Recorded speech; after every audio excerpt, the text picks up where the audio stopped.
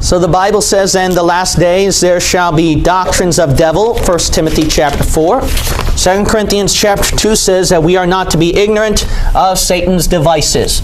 So it's important to note that in the last days, we are not to be aware, we are to be aware of what Satan's going to do. We are to take note. Now, here's something that's going to be interesting that you should take note what Satan's going to do. People don't know about this, but you got to realize this, is that Genesis chapter 6 verse 4, if this is the first time you're hearing this one, sons of God, fallen angels, you got to realize this, is that they intermingled with humans back at Genesis. But what's going to be interesting is that they can be walking among us today, actually. Really, Pastor? You're saying that the offspring of the sons of God are among us today? Yes, it's very possible. Look at Genesis chapter 6, and we will read verse 4. Let's start off from there. Let's start off the history. So let's start off from the beginning where it all starts. Genesis chapter 6 verse 4, notice that the sons of God intermingled with the humans. The Bible says, there were giants in the earth in those days. Okay, so notice these abnormal beings that come out. How? And also after that, when the sons of God came in unto the daughters of men, and they bare children to them, the same became mighty men which were of old, men of renown. So notice right here, and also after that, when the sons of God came in unto the daughters of men. So meaning, after the sons of God came into the daughters of men, what happened? What happened is they bear children to them. So when the sons of God bore children, it's what? The same, referring to those giants, verse 4, became mighty men which were of old, men of renown. So these sons of God, you'll notice that when they intermingled with the humans, they produced all kinds of offsprings. And one of the offsprings is what? Giants. Now, with giants, you just trace back what's going on. What did God do? He drowned them all out, right? So he drowned them all out with Noah's flood. Is that the end of them? Look at Numbers chapter 13. Numbers chapter 13.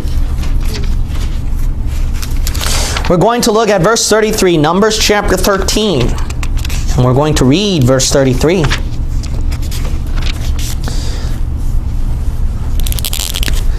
So these guys should have been gone by the flood.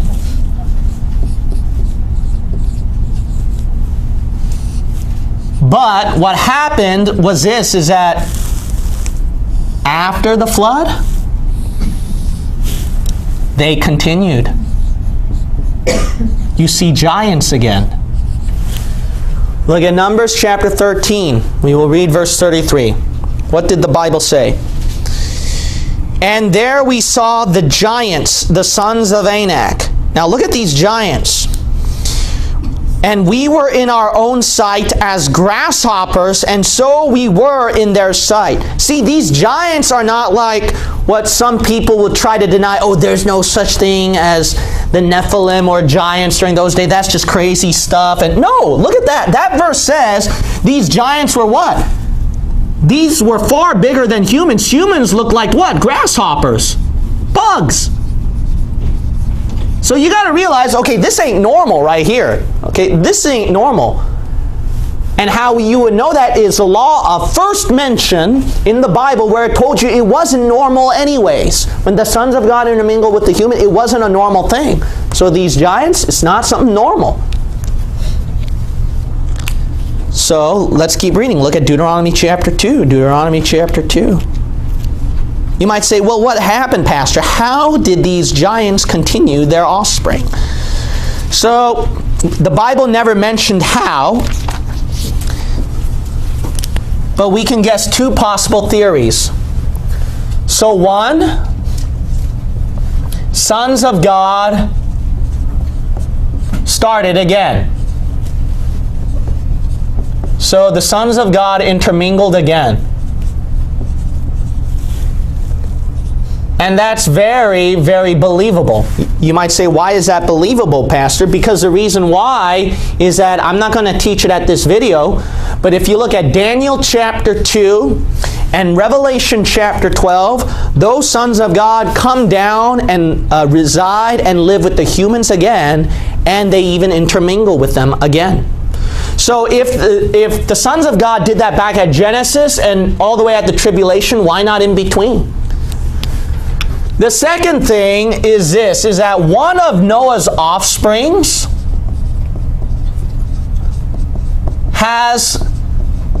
contains the gene or carries it from the sons of God. But I'm not sure if that's true. One of Noah's offspring was contaminated by the Son of God. What's interesting is that if you look at these giants, their generations, they particularly come from the generation of Ham. So something happened over there in Ham's seed. So that's pretty interesting. So one of Noah's offspring somehow connected with the sons of God somewhere. So that could be also possible. But let's keep reading. We'll look at Deuteronomy chapter 2 and verse 19. And when thou comest nigh over against the children of Ammon, so remember the children of Ammon, Ammon is connected to the giants at, I think, Numbers chapter 13. But let's keep reading. Distress them not, nor meddle with them.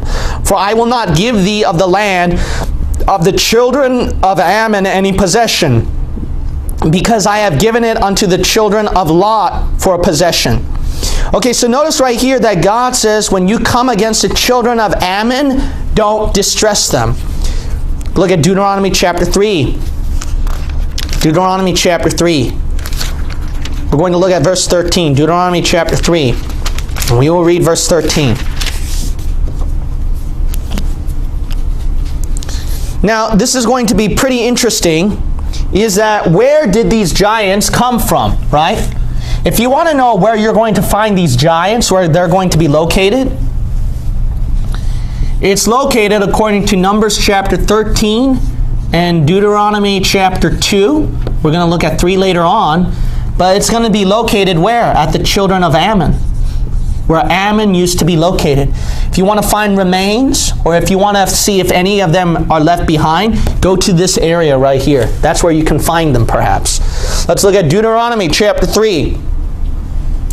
We will read verse 13. The Bible says right here, and the rest of Gilead and all Bashan, being the kingdom of Og, gave I unto the half tribe of Manasseh, all the region of Argob with all Bashan, which was called what?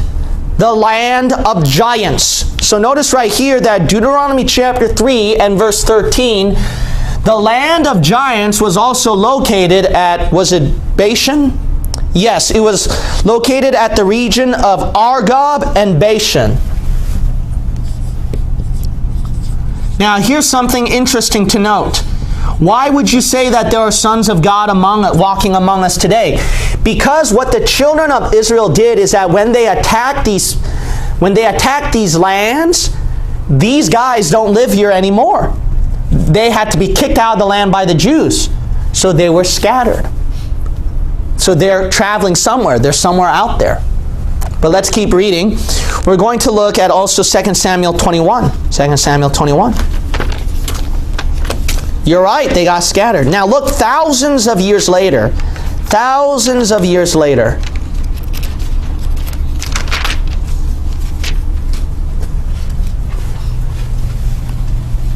So think about this, church, is that between Genesis 6 all the way to 2 Samuel, and even between 2 Samuel to the time of Moses and Joshua, you know what the gap is? The gap is centuries to thousands of years. So if the gap is that long between centuries to thousands of years, and the giants still existed, why not even today, after thousands and centuries have passed? But look at 2 Samuel chapter 21. The Bible continues. 2 Samuel 21, we will look at verse 20. The Bible says, and there was yet a battle in Gath. So it's a different location, where was a man of great stature that had on every hand, look at this, 6 fingers and every foot, 6 toes, 24 in number. And he also was born to who? The giant. So notice that even after a long span of time, these giants continue to exist, showing that giants living among humans, despite of the centuries that have passed. But look at Hebrews now. Hebrews chapter 13. Hebrews chapter 13. Now we come to the New Testament. Hebrews chapter 13. You know what the Bible says? The Bible says sons of God, it's possible they can still be here during the church age. Ain't that something? These guys continued. They were there in all the dispensations. Look at Hebrews chapter 13. You'll read verse 2. What did the Bible say about angels, sons of God? Hebrews 13 verse 2. Be not forgetful to entertain strangers. So Hebrews is saying, don't forget to entertain strangers. Why? Because those strangers could be who? For thereby some have entertained what? Angels unawares. Look at that. If Paul is the author of Hebrews, he's telling these Christians, be good, be hospitable to the strangers. Why? That's why Christians, we got to learn, that's why Christians are known to show love toward people. We're supposed to show kindness, love to strangers. Why? Be careful, because you don't know if one of those strangers could be one of the angels. Didn't that happen? Yes, it did. Abraham, he had to take care of strangers. And because of that, the angels, they granted his request. Thank God Lot took care of strangers. Otherwise, he would have lost his head, right? Lot took care of strangers, and they turned out to be the angels who saved his life. And Hebrews in the church age, God says, take care of the strangers. Why? Because of the same reason that those people who took care of strangers, they turned out to be angels. Think about this. If it's very possible that good angels can be down here in this world today, why not even the bad angels? I mean, so far in all the time periods, after centuries, they were there. And guess what? They're going to be there at the future, according to Revelation chapter 12 and Daniel chapter 2. But look at Acts 15. Acts 15. Here's something to think about. Why is it that these devils, they want to intermingle? When they come into the world, they have a thing about intermingling. They have a thing going on with intermingling. You got to realize this, that one of the signs of Satan, one of the signs of the devil, is this perverseness of intermingling. Now, intermingling should be something that's ordained of God, and that should be good, but it can be twisted and turned into something wicked. And then the devils, they have some sort of infatuation with this stuff. We're going to look at this. Look at Acts chapter 15, verse 20. The Bible says, but that we write unto them that they abstain. Now, this is interesting right here. God's command to the church. Why is God commanding this to the church here? Think about this. There is some sin that God ordained for the church to be aware of. There is some sin that God told them to avoid. It's this particular sin. Acts chapter 15, verse 20. But that we write unto them, the church, that they abstain from pollutions of who? Idols, and from fornication, and from things strangled, and from blood. Look at that. They connected fornication with what? There's fornication and idolatry with that. You got to realize, what are these idols based off of? Why did they create those idols? What were they based off of? These beings right here. I mean, you see them all over India especially, right? A bunch of devils, demonic spirits. They put this together in the same line right here. Interesting. And God told the Christian church to avoid this because there's something strange that connects these two. Let's keep finding out right here. Let's look at Revelation 2, verse 20. Revelation chapter 2 and verse 20. Why is there fornication connected with this idolatry? Why is there this perverseness going on? Because devils, fallen angels, sons of God, they have this sort of infatuation with this intermingling thing. We're going to look at Revelation chapter 2 and verse 20. Notwithstanding, I have a few things against thee, because thou sufferest that woman Jezebel, which calleth herself a prophetess, to teach and to seduce my servants To what? What is this particular paganism doing? To commit fornication and to eat things sacrificed to idols. Again, you see those two particular things in the same line again in Revelation chapter 2 and verse 20. Now look at 1 Corinthians chapter 10. 1 Corinthians chapter 10. We're going to look at 1 Corinthians chapter 10.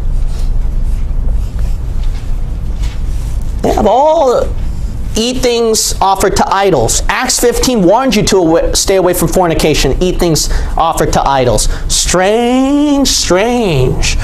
To the church, to the Christian church. Look at 1 Corinthians chapter 10. You know why? Because when we pass centuries and millennia, that's what Satan's using. Look at 1 Corinthians chapter 10. We're going to look at verse 20.